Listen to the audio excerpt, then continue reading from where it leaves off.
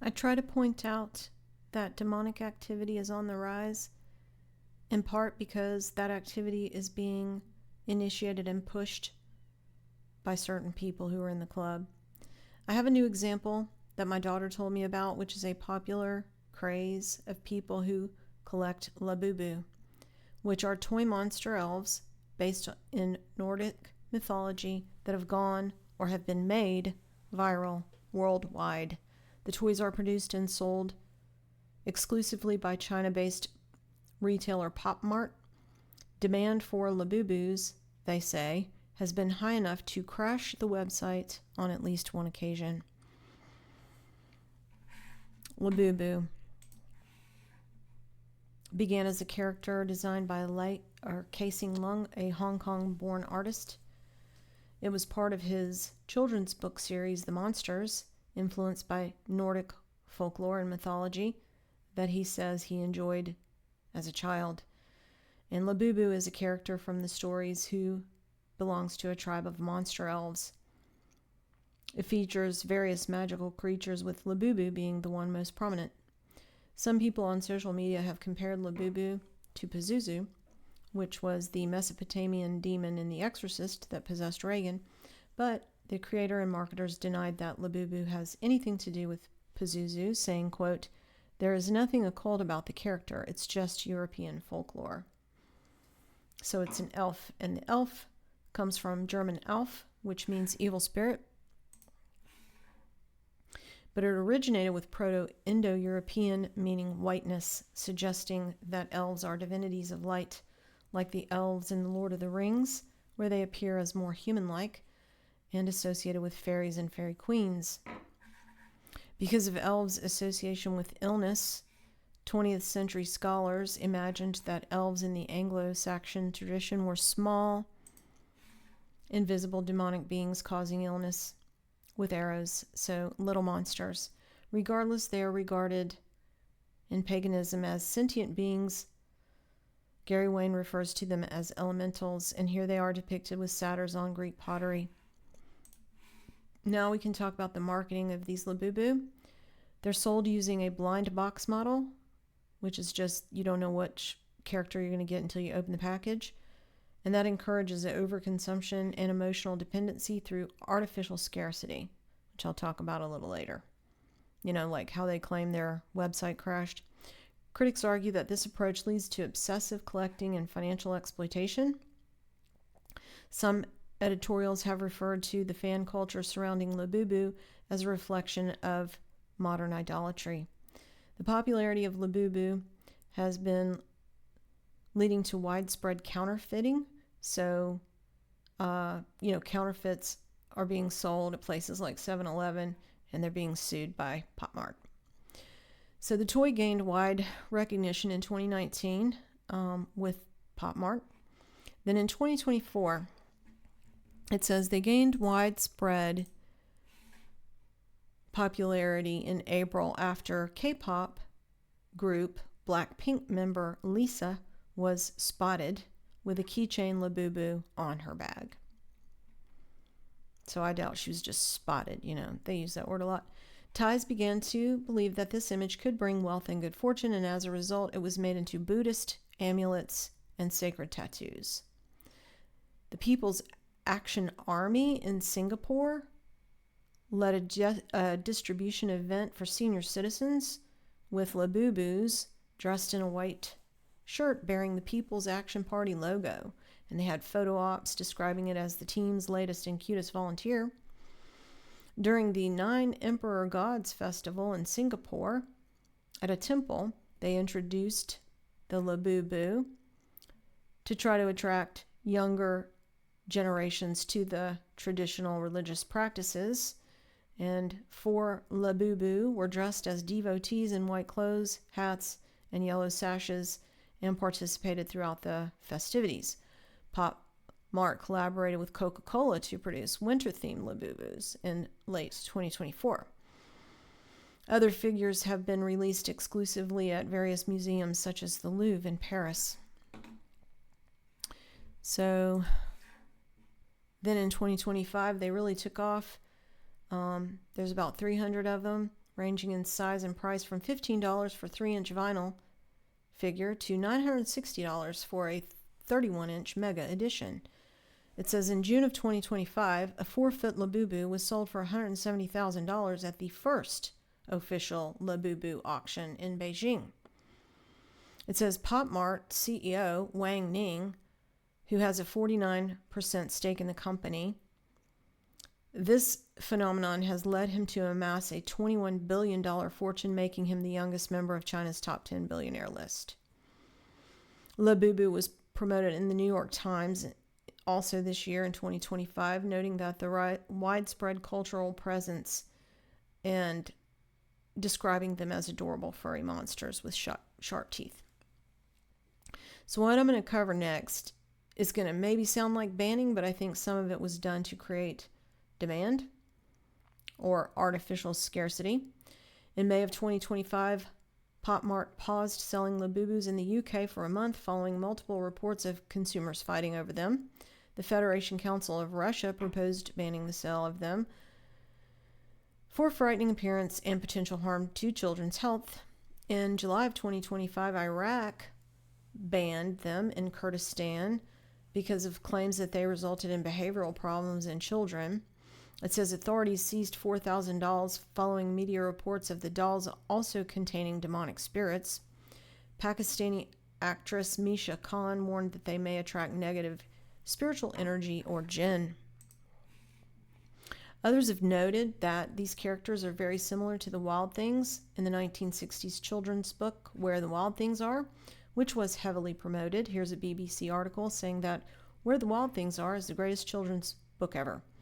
It was written by Maurice Sendak, and he also designed sets for operas, notably Mozart's The Magic Flute. And then in the 80s, he worked with a British composer on a children's opera based on this book. So this story is about a boy who gets in trouble and gets sent to his room. He's dressed as a wolf, and while he's in his room, he winds up sailing to an island inhabited by monsters called the Wild Things. He actually tames them, and then he's hailed as the king of the Wild Things, and then he sails home. So to me, that sounds like astral travel. So now I'm going to play a video someone else made about Labubu, and I don't know anything about this channel. I just thought that he presented this information well. First of all, what are Labubu dolls? Labubu dolls were created by Hong Kong-based artist Casing Lung in collaboration with the designer toy brand Pop Mart. Labubu is one of many characters from his fantasy series called The Monsters. The character is mischievous. Does that not look like Where the Wild Things Are? Looks just like it. Forest dwelling and intentionally designed to be odd, mixing cuteness with eerie features like a toothy grin and wide staring eyes. Now, when I looked at this doll, the teeth did it for me, and those big old eyes. I was like, if I'm a kid looking at this, it kind of reminds me of Chucky. Hi, I'm Charlie. Wanna play? You made me do this. But Chucky had a demonic spirit. So when I look at these dolls, even though they're not as probably intimidating and scary as Chucky, I can look at the face and, I'm like, okay, first of all, if there's a mischievous anything behind it, that's not good. That means deception. So right there, the creator has made this doll with deception in mind. And anywhere there's deception, there's the enemy, there's witchcraft. So I don't know what this man believes, but I can almost guarantee you he's probably not a Christian just because of what he's created. But we need to go into this a little bit deeper. So let's look at the artistic inspiration behind these dolls. Casing Lung has said Labubu was inspired by European fairy tales, particularly darker, whimsical stories like Where the Wild Things Are and Nordic folklore. Labubu isn't from any ancient myth or cult. It's a product of storytelling, childhood imagination, and unique artistic expression. But the character's creepy, cute style has sparked controversy. You see this, it says Nordic folklore. It says fairy tales. So if you know anything about Nordic folklore, there's a lot of demonic elements to it.